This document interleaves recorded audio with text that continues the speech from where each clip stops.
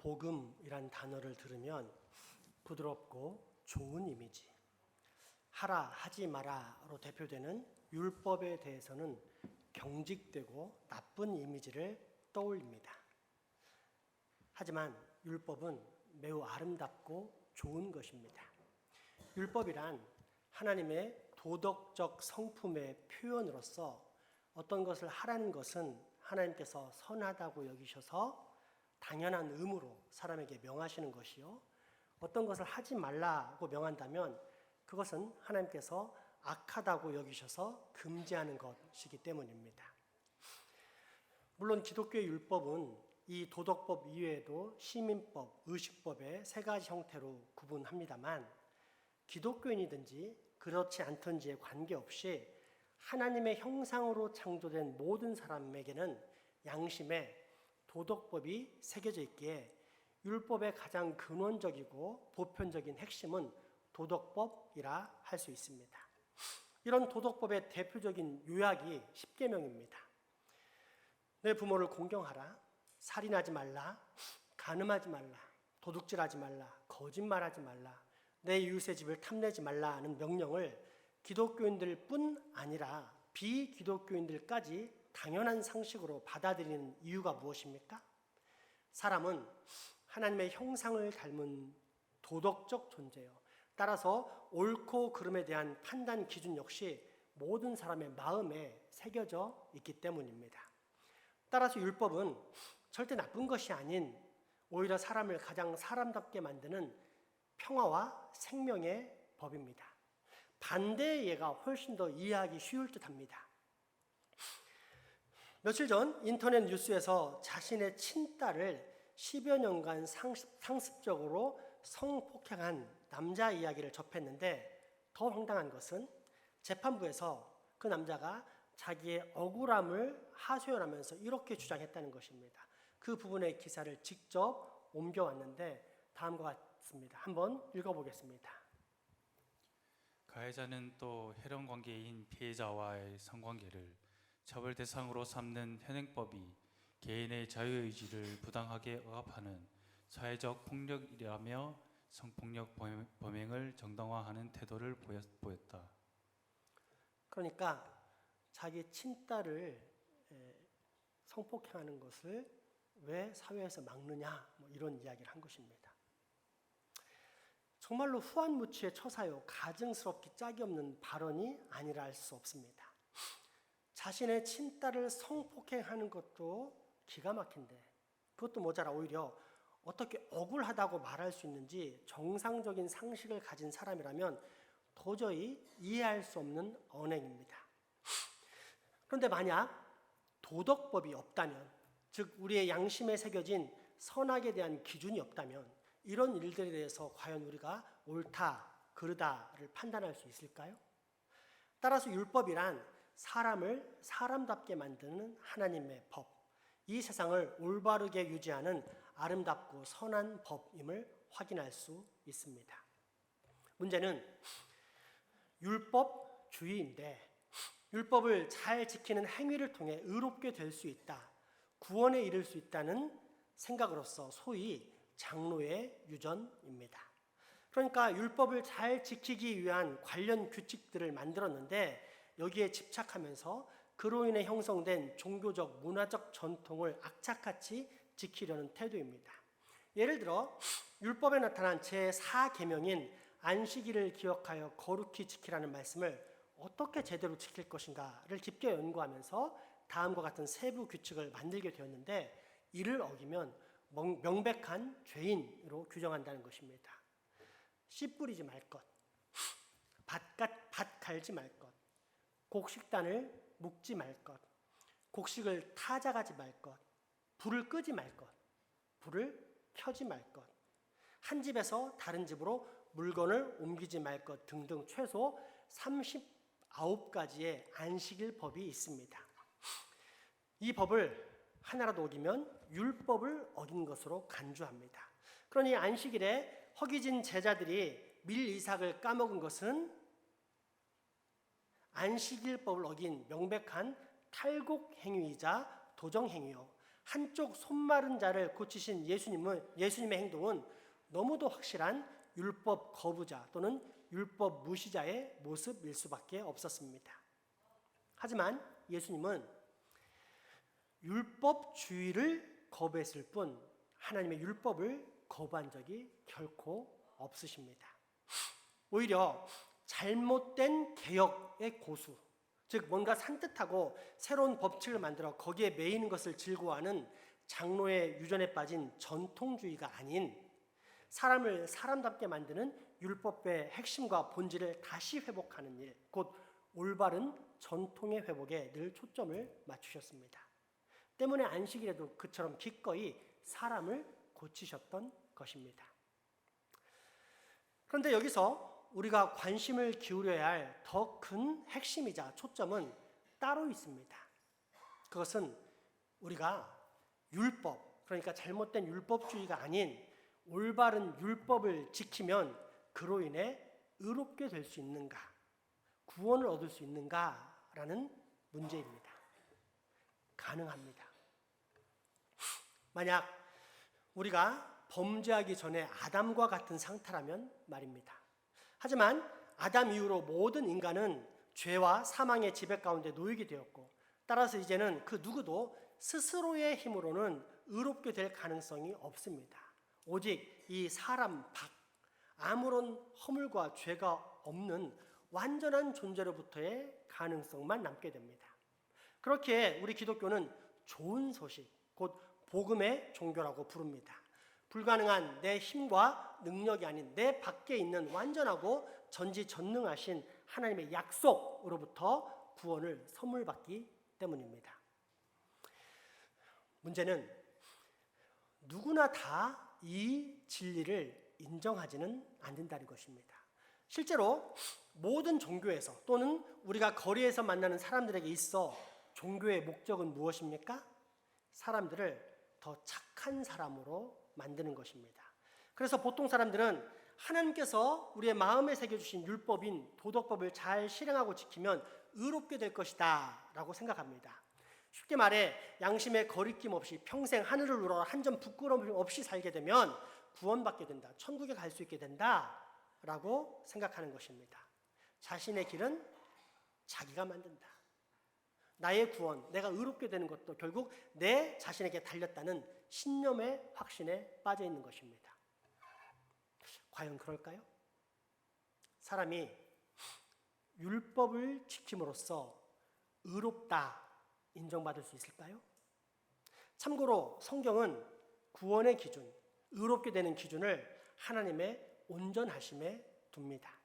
하나님이 온전하신 같이 사람이 온전하게 되면 하나님께로부터 의롭다 인정받을 수 있는데, 풀어쓰자면 하나님께서 사람의 양심 속에 새겨주신 하나님의 율법을 단 한 번도 어기지 않고 평생 동안 다 지키면 의롭게 될 수 있다는 뜻입니다. 그런데 우리 중에 이 도덕법, 그 중에서도 율법의 핵심이라 할 수 있는 10계명을 평생 한 번도 어기지 않은 채 산 사람이 있습니까? 따라서 우리의 힘으로는 절대 의롭게 될 수 없습니다. 오직 저 밖에 있는 하나님 아버지의 자비와 긍휼만이 우리를 의롭게 할 수 있는데, 우리를 구원하시는 그 하나님의 의가 바로 우리 주 예수 그리스도의 대속의 은혜, 그분의 의로움이 내게 전달되는 전가의 의입니다. 로마서 8장 1절에서 4절, 고린도후서 5장 21절, 로마서 6장 3절에서 11절까지의 말씀을 확인해 보겠습니다. 그러므로 이제 그리스도 예수 안에 있는 자에게는 결코 정죄함이 없나니, 이는 그리스도 예수 안에 있는 생명의 성령의 법이 죄와 사망의 법에서 너를 해방하였음이라. 율법이 육신으로 말미암아 연약하여 할 수 없는 것을 하나님은 아시나니, 곧 죄로 말미암아 자기 아들을 죄 있는 육신의 모양으로 보내어 육신의 죄를 정하사 육신을 따르지 않고 그 영을 따라 행하는 우리에게 율법의 요구가 이루어지게 하려 하심이니라. 하나님이 죄를 알지도 못하신 이를 우리를 대신하여 죄로 삼으신 것은 우리로 하여금 그 안에서 하나님의 의가 되게 하려 하심이라. 여러분은 그리스도 예수와 연합하는 세례를 받은 우리의 모두가 그분의 죽으심과 연합하는 세례를 받았다는 것을 알지 못합니까?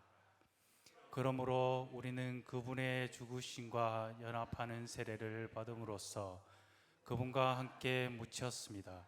이것은 그리스도께서 죽은 사람을 가운데서 아버지의 영광으로 살리심을 받은 것과 같이 우리도 새로운 생명 가운데서 살아가게 하려는 것입니다. 우리가 그의 죽으심과 같은 죽음으로 그와 연합하는 사람이 되었으면 또한 분명히 그의 부활하심과 같은 부활로 그와 연합하는 사람이 될 것입니다. 우리는 우리의 옛사람이 그리스도와 함께 십자가에 달려서 죽은 것이 제 몸을 멸하여서 우리가 다시는 죄의 노예가 되지 않게 하려는 것임을 압니다. 죽은 사람은 이미 죄의 세력에서 해방되었습니다. 우리가 그리스도와 함께 죽었으면 그와 함께 우리도 또한 살아날 것임을 믿습니다. 우리는 그리스도께서 죽은 사람들 가운데서 살아나셔서 다시는 죽지 않으시며 다시는 죽음이 그를 지배하지 못한다는 것을 압니다.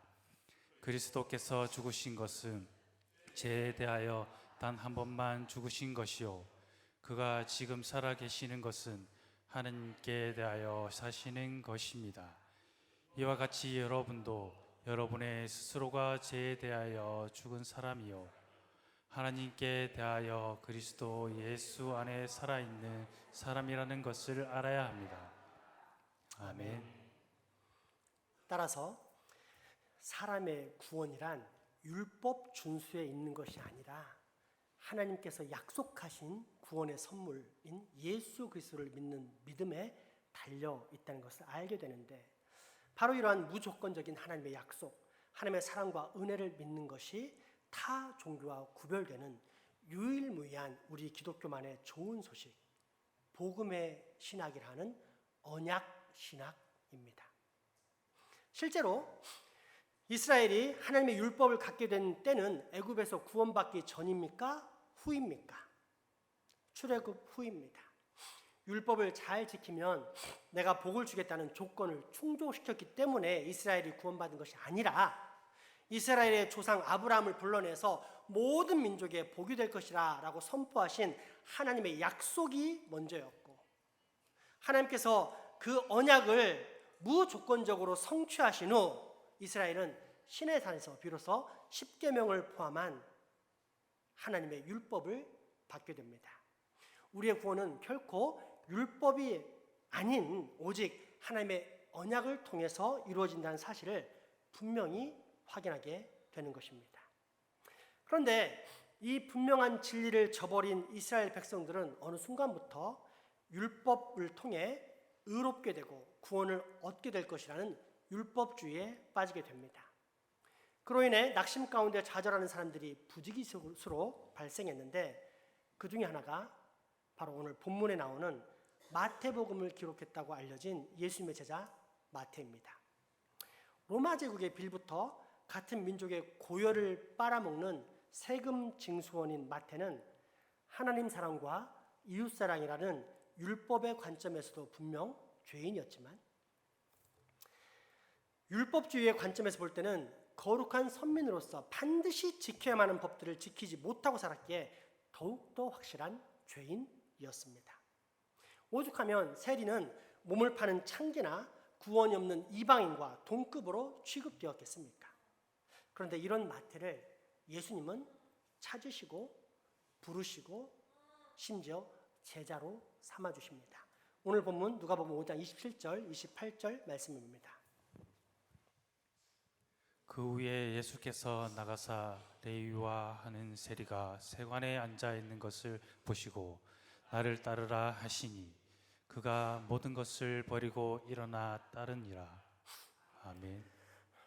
그렇다면 예수님은 많고 많은 사람 중에 하필 인간 말종이라 여겨지는 세리 마태를 제자로 부르셨을까요? 그가 죄인이기 때문입니다. 예수님의 부르심을 받은 마태는 감격 속에서 집에서 큰 잔치를 벌였는데 이때 몰려든 친구들 대부분이 당시 질이 안 좋다고 소문난 사람들이었다고 복음서는 기록합니다. 그도 그럴 것이 선하고 의로운 사람들은 이러한 세리와 창녀를 무시하면서 상종하지 않았기 때문에 부득불 유유상종이라고 세리와 창녀, 술 주정꾼들은 서로 친구가 될 수밖에 없었습니다. 이 모습을 곱게 볼 리 없는 율법주의자들은 당연히 트집을 잡았고 이때 하신 예수님의 유명한 답변이 예수님은 이 땅에 스스로 의롭다고 생각하는 자를 구원하러 오신 게 아니다. 자신이 죄인임을 겸손하게 고백하는 자를 구원하러 오셨다는 선포였습니다. 오늘 본문 누가복음 5장 29절에서 32절까지의 말씀입니다. 레위가 예수를 위하여 자기 집에서 큰 잔치를 하니 세리와 다른 사람이 많이 함께 앉아 있는지라. 바리새인과 그들의 서기관들이 그 제자들을 비방하여 이르되 너희가 어찌하여 세리와 죄인과 함께 먹고 마시느냐. 예수께서 대답하여 이르시되 건강한 자에게는 의사가 쓸데없고 병든 자에게야 쓸데있나니 내가 의인을 부르러 온 것이 아니요 죄인을 불러 회개시키러 왔노라. 아멘. 31절에 건강한이란 단어는 헬라어로 휘기아이논테스라고 하는데 육체적으로 강건하다라는 뜻도 있지만 그보다는 도덕적, 윤리적으로 바르다는 뉘앙스를 더 강하게 띄고 있습니다.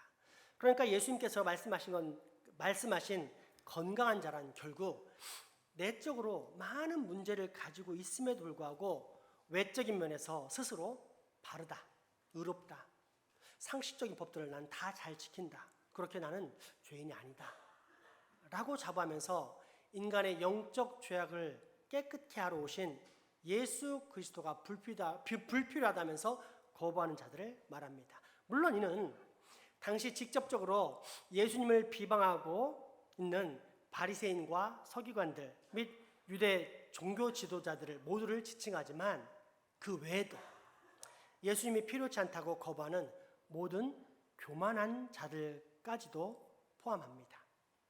건강한 사람은 의사가 필요 없듯이 자신이 멀쩡하다, 죄인이 아니라고 생각하는 사람들은 예수님이 필요 없기에 결국 예수님 또한 그런 사람들은 찾아가지 않으신다는 뜻입니다. 따라서 우리가 구원을 받기 위한 조건, 인간적인 차원에서 유일한 조건이 있다면 그것은 자신이 죄인이라는 사실을 인정하는 것입니다. 이때 죄인이란 어떤 종류의 사람을 말합니까? 예수님 당시에는 율법주의자들이 정해놓은 기준에 도달하지 못하는 사람들로서 하나님 앞에서 진실로 메시아를 기대하고 기다리면서 자신의 죄에 대해 가슴을 치는 모든 사람들을 가리켰습니다. 그리고 이는 오늘날도 마찬가지입니다. 똑같은 기준이 오늘날에도 적용됩니다. 외적인 타이틀은 절대 나를 의롭게 하지 못합니다. 내가 신앙생활을 50년 했다. 공예배에 한 번도 빠진 적이 없다. 내가 교회와 나라를 위해 얼마나 많은 금식 기도를 했는지 아느냐? 얼마나 많은 봉사와 헌신을 했는지 아느냐? 그래서 내가 교회 안수집사다, 권사다, 장로다, 전도사다, 목사다 하면서 스스로 의인이라고 여기는 사람에게는 예수님이 찾아오시지 않습니다. 나아가 하나님의 말씀, 성경의 핵심이나 본질보다 이미 자기가 소유하고 체험한 자신의 신앙, 전통주의에 빠져 자기의 신념만을 고수하는 사람들에게도 예수님은 찾아오시지 않습니다.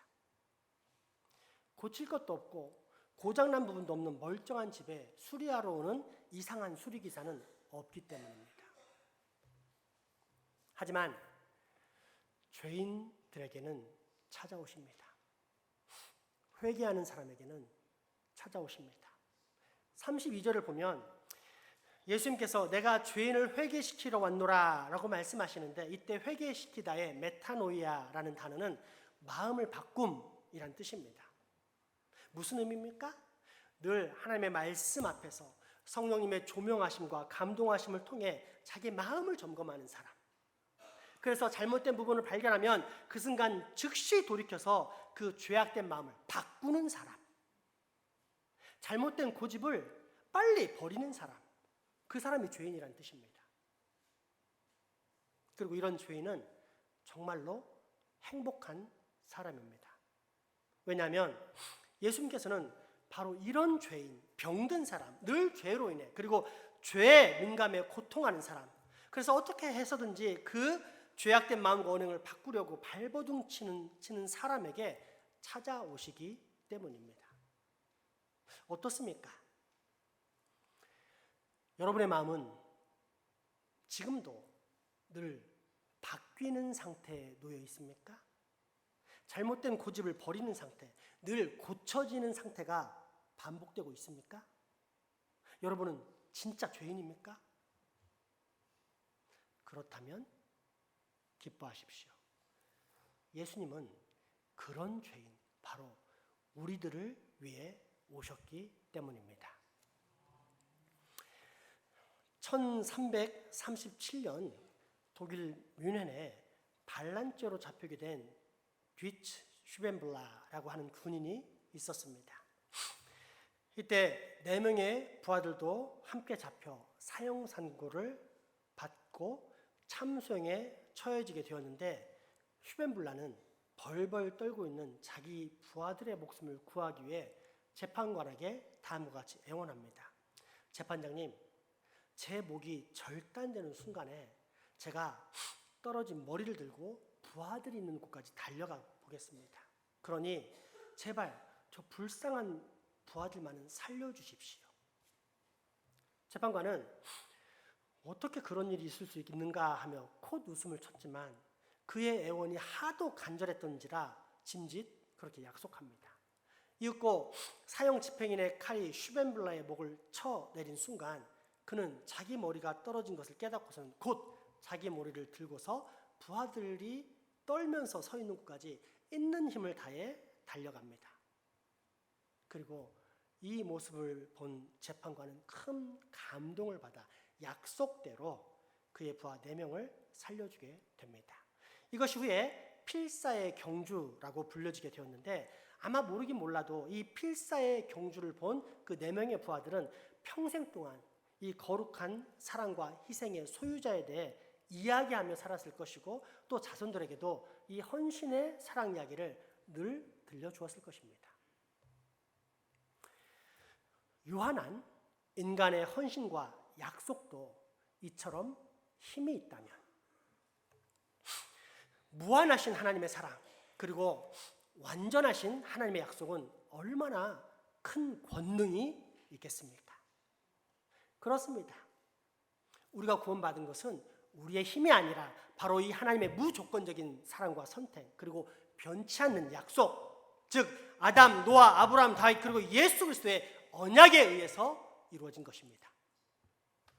그렇다면 거듭난 우리, 하나님의 사랑과 언약으로 말미암아 다시 하나님의 자녀로 태어난 우리가 죄를 범하게 되면 그 자녀라는 지위가 상실, 곧 구원이 내게서 떠날 수도 있다는 불확실한 구원의 확신 가운데 과연 우리가 거할 수 있을까요? 그것은 우리의 구원이 하나님의 무조건적인 사랑과 언약에서 비롯된 것이 아닌 나의 행위에 달려있다는 율법주의적 사고일 뿐입니다. 따라서 우리는 반드시 올바른 신앙을 확보해야만 하는데, 그것은 하나님의 무조건적인 사랑과 선택, 그리고 결코 변치 않는 하나님의 신실하신 약속을 믿는 언약 신학의 신앙입니다.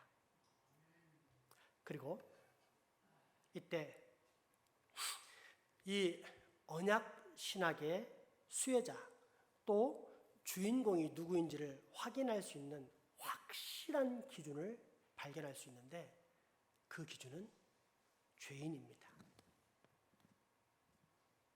즉 나는 죄인이다. 그래서 늘 내 안에서 육신의 법과 성령의 법의 싸움 가운데 날마다 고통당하고 있다. 그럼에도 불구하고 더 이상은 옛 본성을 따라 죄의 법을 즐거워하지 않고 이제는 날마다 새 본성인 성경의 법, 성령의 법을 기뻐하는 상태로 변화되고 있다. 내 고집을 버려가고 있다. 늘 마음이 새롭게 바뀌어가고 있다라는 인식이 내 안에 있다면 나는 정말로 행복한 사람입니다. 왜요? 세리인 마태를 부르신 분이요. 언제나 죄인을 부르시는 분이시며 그래서 지금도 죄인인 나를 찾아오시는 분이 바로 우리 주 예수님이시기 때문입니다. 진짜 죄인은 영원한 생명을 약속하시는 구원의 하나님 예수 그리스도를 반드시 만나게 되기 때문입니다. 오늘 본문 누가복음 5장 27절에서 32절까지의 말씀입니다.